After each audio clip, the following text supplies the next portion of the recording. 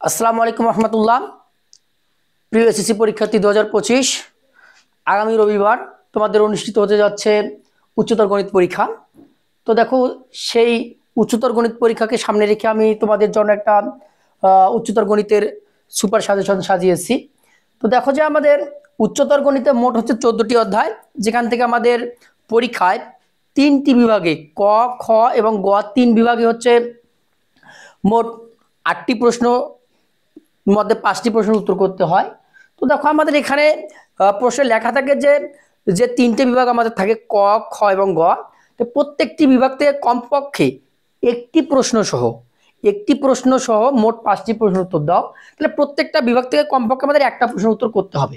তো যদি আমরা দেখি যে আমাদের ক বিভাগের অধ্যায় হচ্ছে 1, 2, 5, 6, 7, 9 হচ্ছে 10। তো যদি আমরা খ বিভাগে দেখি 3, 4, 11, 12, 13 এবং গ বিভাগে যদি দেখি 8 এবং 14। তো যদি আমরা দেখি যে ক বিভাগ প্রথমে যদি দেখি, তো ক বিভাগে হচ্ছে আমরা যদি 1 এবং হচ্ছে 2 এই দুটি অধ্যায় পড়ি, তাহলে কমপক্ষে আমরা একটা প্রশ্ন 100%, 1 এবং 2 যদি আমরা দেখে যাই 100% একটা প্রশ্ন পাবো আমরা কমন। তো দেখো আমাদের ক বিভাগ থেকে যদি আমরা একটা প্রশ্ন কমন পাই, দেখো হচ্ছে খ বিভাগে যদি এবার আসো, তো খ বিভাগে হচ্ছে আমরা যদি শুধু 11 অধ্যায় করি, তাহলে আমরা এখান থেকে 100% একটা প্রশ্ন কমন পাবো।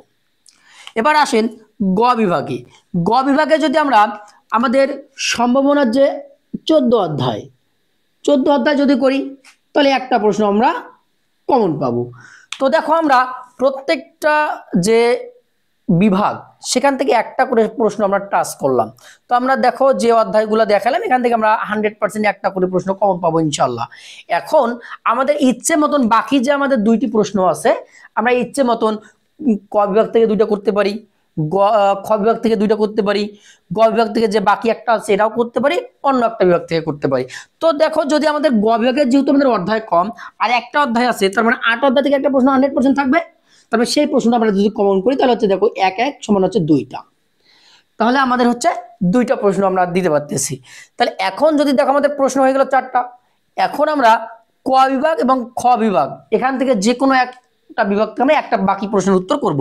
তো দেখো যদি আমরা ক বিভাগে যদি 7 অধ্যায়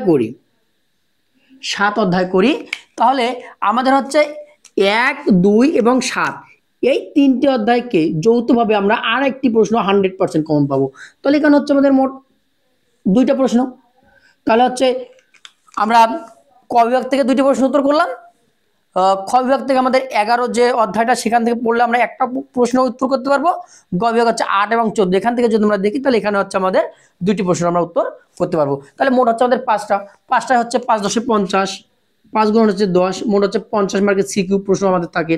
তাহলে এই যে আমাদের 50 মার্কের সিকিউ প্রশ্ন, এর জন্য যদি আমরা মোটামুটি 1 2 3 4 5 6 এই 6টি অধ্যায় করে যাই, তাহলে আমরা 50-এ 50 উত্তর করতে পারবো ইনশাল্লাহ, এখানে কোনো সন্দেহ নেই।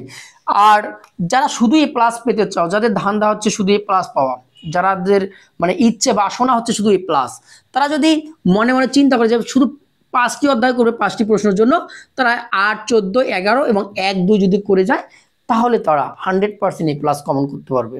তাহলে আমাদের উচ্চতর গণিতের যে 14টি অধ্যায়, এই অধ্যায়ের মধ্যে যদি মাত্র 6টি অধ্যায় আমরা করে যাই ভালোভাবে, এই অধ্যায় 6টিকে ভালোভাবে পড়াশোনা করতে হবে।